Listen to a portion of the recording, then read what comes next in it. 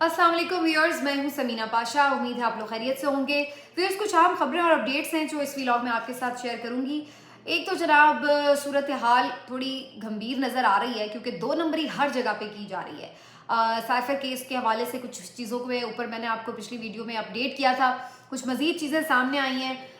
वो आपके साथ शेयर करूंगी कि कौन वो 3 खुशकिस्मत लोग हैं जिनके ऊपर जो जेल सुपरिटेंडेंट है वो मेहरबान हुए और किस तरह से वाक़या पेश आया आपके सामने रखूंगी। फिर इसके साथ साथ आपसे जिक्र करेंगे कुछ के सोशल मीडिया की ताकत किस तरह से अपना असर दिखाती है कि एक बड़ी तैनाती को किस तरह से वापस लेना पड़ गया है, ये आपके साथ शेयर करूंगी। और फिर उसके बाद ये भी बात करेंगे कि हालात केपी और बलूचिस्तान में किस तरह के हैं और किस तरह से उन्हें इग्नोर किया जा रहा है, जो बड़ा अलार्मिंग है। तो आज काफ़ी कुछ है जी इस व्लॉग में। आपसे रिक्वेस्ट है कि चैनल को सब्सक्राइब कर लें अगर अभी तक आपने सब्सक्राइब नहीं किया। बात का आगाज़ करते हैं जी साइफर केस के हवाले से। इमरान खान साहब की जो समाअत है वो जेल ट्रायल हो रहा है उनका, वहीं जेल के अंदर अडयाला जेल में ही अदालत लगती है। और इस सिलसिले में जैसे मैंने आपको पिछले व्लॉग में भी बताया था कि अगरचे खुद अदालत के अहकामात हैं कि मीडिया को, पब्लिक को, जो भी एक कार्रवाई देखना चाहे उसको आने की इजाज़त होनी चाहिए, फैमिली मेम्बर्स को भी, सबको। लेकिन अब सूरत हाल ये हुई है कि जो आज की कार्रवाई की समाअत थी उसमें अव्वल तो जो बहुत सारे सीनियर रिपोर्टर्स थे कोर्ट के, वो अडयाला जेल बेचारे पहुंचे रहे और 4 घंटे वो वहां पर मौजूद रहे, लेकिन उन्हें अंदर जाने की इजाज़त नहीं मिली। और फिर उसके बाद बड़ी तगोदौ के बाद सिर्फ 3 नुमाइंदों को, मीडिया के सिर्फ 3 नुमाइंदों को अंदर जाने की इजाज़त मिली, जिसमें एक तो जनाब ये जर्नलिस्ट एसोसिएशन के हैं रिजवान काजी साहब, दूसरे खुशकिस्मत हैं समा की टीवी से यासिर हलीम साहब, और तीसरे हैं जी ARY से बाबर मलिक साहब। तो ये सिर्फ 3 सहाफ़ी थे जिनको अडयाला जेल के अंदर जाने की इजाज़त मिली कवरेज के लिए। उसके बाद ये सहाफ़ी भी जब अंदर जा रहे थे तो इन्हें पता ये चला कि समाअत तो ऑलमोस्ट हो चुकी थी, कंक्लूड हो चुकी थी, और आगे अंदर जाते हुए जो प्रोसिक्यूटर थे वो खुद इनको रास्ते में मिल गए और फिर उन्होंने कहा कि जी हम तो मीडिया के नुमाइंदे, हमें तो कवरेज के लिए अब कहीं जाकर अंदर आने की इजाज़त मिली है। तो फिर प्रोसिक्यूटर उन्हें अंदर उस तरफ ले गए जहाँ पे समाअत अभी जस्ट वाइंड अप हो रहा था, तकरीबन हो चुका था, लेकिन ऑलमोस्ट कुछ लोग अभी वहाँ पे मौजूद थे। तो फिर जब वो दोबारा अंदर गए तो उसके बाद फिर उन्होंने भी इस बात पर एहतजाज किया कि देखिए हमारे बाहर इतने लोग खड़े हुए हैं और किसी को अंदर आने की इजाज़त नहीं दी गई, जबकि ये खुद जज साहब आपका हुक्म था कि मीडिया जो है वो कवरेज कर सकता है। तो अगेन फिर उसके ऊपर बस लेतो लाल और ये वो आयमाई शायद हो गई। पता ये चला कि अंदर 50 के करीब कुछ लोग मौजूद थे, जिनमें से कुछ तो फैमिली मेम्बर्स थे, कुछ 6-7 वकला थे, और उसके बाद कुछ अननोन लोग थे जिसके बारे में बहुत सारे लोगों का ख्याल है कि वो खुद जेल के ही कोई और कैदी थे और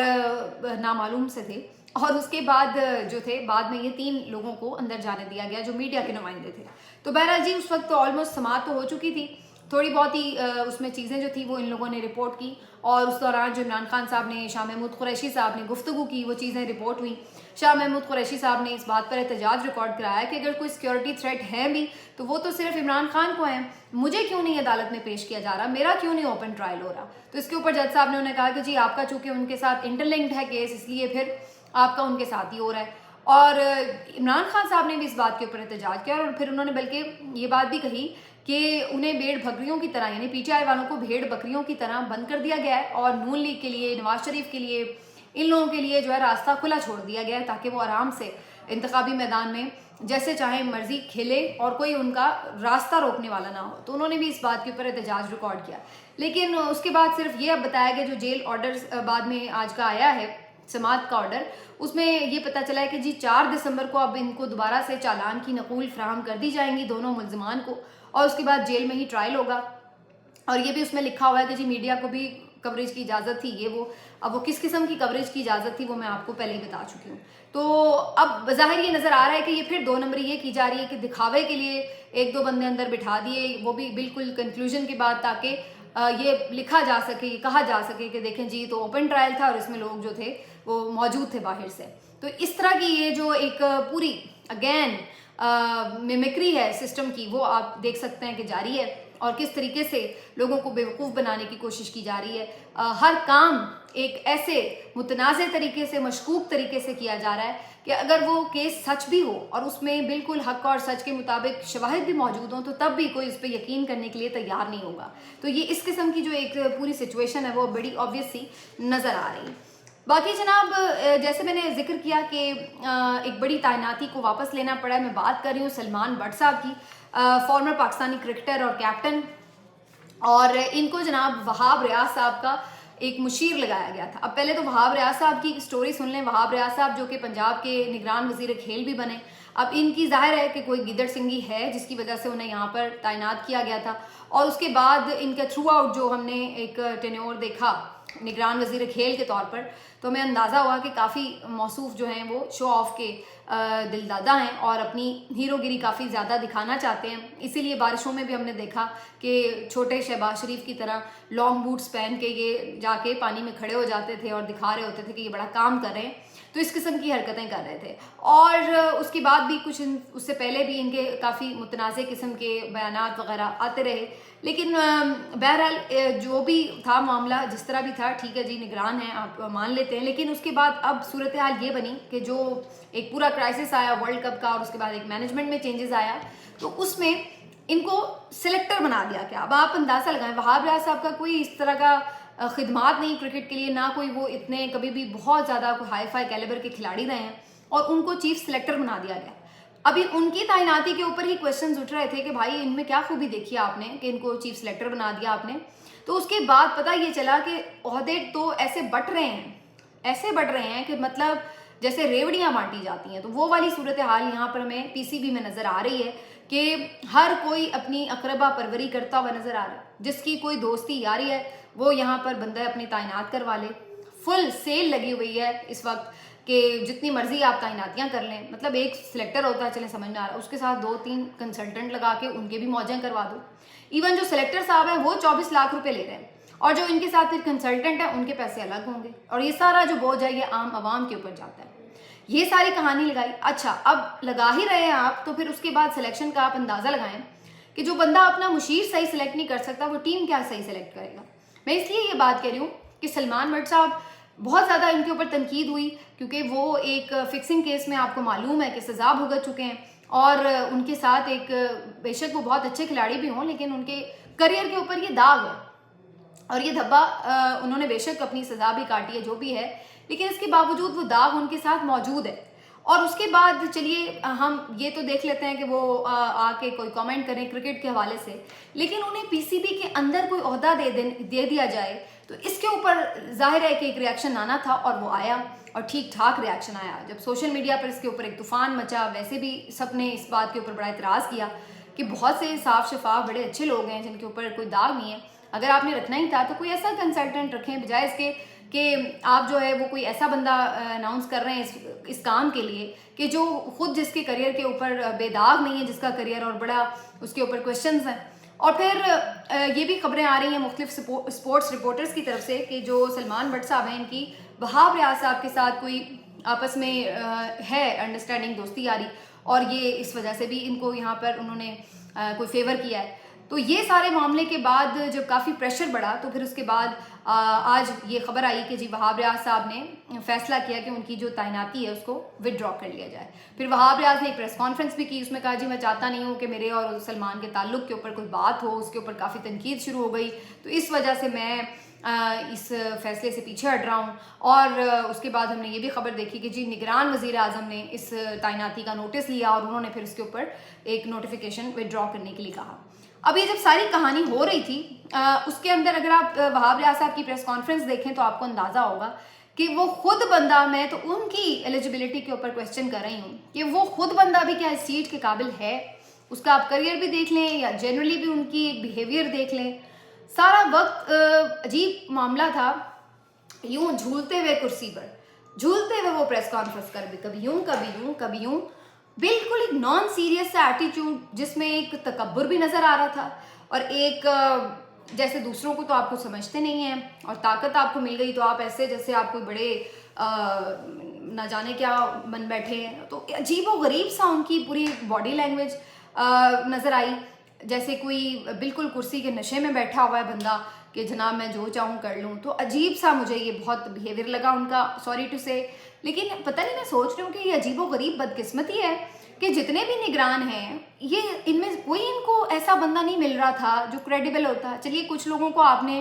کچھ خاص ایجنڈے کے تحت ایسے لوگ آپ نے بیچ میں ایڈجسٹ کر لیے، لیکن کوئی تو آپ لگا دیں بندہ جو میرٹ پہ بھی ہو، جس کے اندر ہم کہیں کہ یار کوئی آپ نے واقعی اچھی تعیناتی بھی کی ہے۔ چن کے آپ نے سارے وہ لوگ لگائے ہیں کہ جن کے اوور آل ہی کنڈکٹ کے اوپر جو ہے وہ کوشچنز ریز ہوتے رہے، کسی طرف سے بھی ٹھنڈی ہوا نہ آئے۔ تو ایک وزیر کھیل ہی نگران لگانا تھا، تو کم از کم وہ بھی آپ کوئی ایسا بندہ لگا دیں جو کہ باقی کیلیبر کا بھی ہو، جس کے مزاج سے، جس کے فیصلوں سے یہ خوشبو آئے کہ یار یہ بندہ میرٹ کے اوپر کوئی بات کر رہا ہے یا کام کر رہا ہے، اور اب آپ ان کو چیف سلیکٹر بھی بنا بیٹھے ہیں۔ تو میں بالکل حیران ہوں کہ پتہ نہیں کیا قسمت پائی ہے اس پورے 1.5-2 سال میں پاکستانی عوام نے، کہ کس طرح کے لوگ جو ہیں وہ ہمارے اوپر مسلط کیے ہیں۔ اور یہ سارے وہ لوگ ہیں جو ہمارے اوپر مسلط ہیں، ان میں سے الیکٹڈ لوگ تو ہیں نہیں، یہ سب کے سب ہم پہ مسلط ہیں، اور اسی مسلط شدہ پورے جو حکمران ٹولہ ہے اس کا عذاب جو ہے وہ پورے عوام بھگتتے ہوئے نظر اس وقت آ رہے ہیں۔ اور یہ بات میں اس لیے بھی کہہ رہی ہوں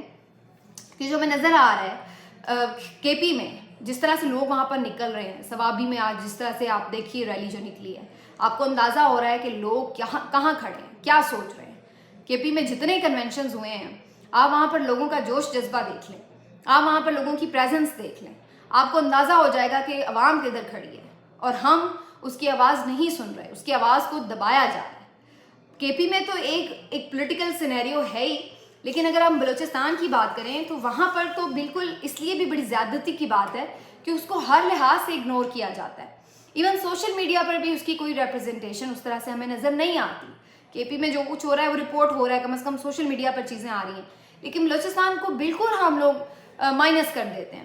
اب بلوچستان میں 2 بڑے اہم دھرنے ہوئے ہیں اور اس کے اوپر کوئی بات نہیں کر رہا۔ ایک تو چمن بارڈر پر اتنی بڑی تعداد میں، اگر آپ اس کا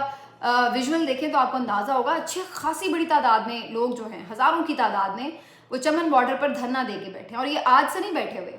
1 مہینے سے زیادہ ہو گیا، آلموسٹ 1 نومبر سے یہ ان کا احتجاج جو ہے وہ شروع ہو چکا ہوا تھا۔ اور احتجاج ان کا ہے کہ کچھ بارڈر پہ جو ایک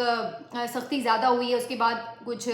آمد و رفت میں بھی بہت زیادہ نگرانی کی جا رہی ہے، اور پھر پلس چمن بارڈر سے آپ کو پتہ ہے کچھ تجارتی سامان کی بھی نقل و حمل ہوتی تھی، تو اس میں بھی رکاوٹ آ رہی ہے۔ تو وہاں کے جو مقامی لوگ ہیں، قبائل ہیں، ان کو کافی زیادہ مشکلات کا سامنا ہے۔ تو بیسکلی وہاں پہ کچھ مقامی قبائل نے اور تاجر برادری نے مل بیٹھ کر یہاں پر یہ احتجاج بھی کیا، اور چمن بارڈر پر انہوں نے دھرنا دیا ہوا ہے۔ اب اس بات کو 1 مہینے سے زیادہ ہو چکا ہے، اور اچھی خاصی سردی کا یہ موسم ہے، دھرنا دیا ہوا ہے، لیکن کوئی سننے والا نہیں، کوئی ان کی خبر رپورٹ نہیں کر رہا، کوئی چینل میڈیا پہ ان کی بات نہیں کر رہا۔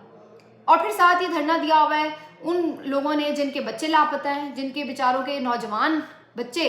لاپتہ ہیں، جن کا کوئی پتہ نہیں ہے کہ وہ کدھر ہیں۔ وہ یہ الزام لگاتے ہیں کہ خفیہ ایجنسیاں ان کو اٹھا کے لے جاتی ہیں۔ بہت ساری ایسی ویڈیوز جو ہیں وہ وائرل ہو رہی ہیں جس میں بیچارے بزرگ شہری ہیں بلوچستان کے، اور وہ آنسو بہا رہے ہیں، تکلیف میں ہیں بہت۔ ہم یہ نہیں کہتے کہ کوئی وہ سب معصوم لوگ ہوں گے، اگر کوئی پکڑے گئے ہیں یا کچھ کسی کو پکڑا گیا وہاں سے گرفتار کیا گیا یا اٹھایا گیا، لیکن جو ڈیو پروسیس ہے آپ اس کو فالو کریں۔ اور اس بات کو اب تو بہت اچھے سے ریئلائز کیا جا سکتا ہے، خاص طور پر جس طرح سے بڑے شہروں میں واقعات ہوئے، پنجاب میں ہوئے ہیں، تو اس کے بعد لوگوں نے اس درد کو محسوس کیا جو بلوچستان نے اتنا عرصہ جس کو بھگتا ہے، جس سے بلوچستان گزرا ہے۔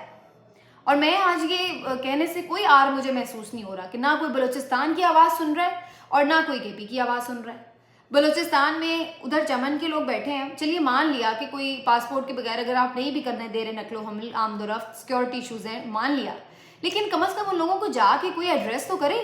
کوئی ان سے بات تو کرے، کوئی سمجھائے بجھائے، کوئی ان کے ساتھ فارمولہ طے کرے، کوئی معاملات کو سیٹل تو کرے۔ لیکن یہ کیا کہ کوئی ان سے بات بھی نہیں کر رہا، اور کوئی میڈیا بھی ان کو کوریج نہیں دیتا، نہ سوشل میڈیا پر ان کی کوئی کوریج ہوتی ہے۔ وہ وہاں بیٹھے ہیں، وہ بھی انسان ہیں، ان کے بھی وہی مسائل ہیں، وہ ان کے بھی جذبات ہیں، ان کے بھی رشتہ دار ہیں جو آپ بچے اٹھا کے لے جاتے ہیں۔ کوئی مر جائے تو بندے کو سکون آ جاتا ہے، یہ لاپتہ والا تو بندہ روز مرتا ہے روز جیتا ہے، یہ والا معاملہ ہو جاتا ہے۔ لیکن ہمارے ہاں ان تمام چیزوں کو پس پوش ڈالا ہوا ہے۔ میں پھر وہی بات کہتی ہوں کہ سرزمین بے آئین بن کے رہ گیا یہ پاکستان، اور یہ آپ یقین مانیے، یہ آج ہم ان چیزوں کو اگنور کر رہے ہیں نا، یہ ہمارے لیے کتنے بڑے مسائل بن سکتے ہیں، اس چیز کا اندازہ نہیں ہے۔ نہ ایک کوئی عوامی حکومت ہے کہ جس کو جو جواب دہ ہو، جو جا کے لوگوں کے زخموں پہ کوئی مرہم رکھے، کوئی ان کے مسائل کا حل کرے، کوئی ان سے بات چیت کر کے ان کو انگیج کرے۔ اور پھر یہی لوگ جب ہتھیار اٹھاتے ہیں، پہاڑوں پر جاتے ہیں، تو سب انہیں کو برا بھلا کہتے ہیں، ان کو غدار کہتے ہیں، ان کو دہشت گرد کہتے ہیں۔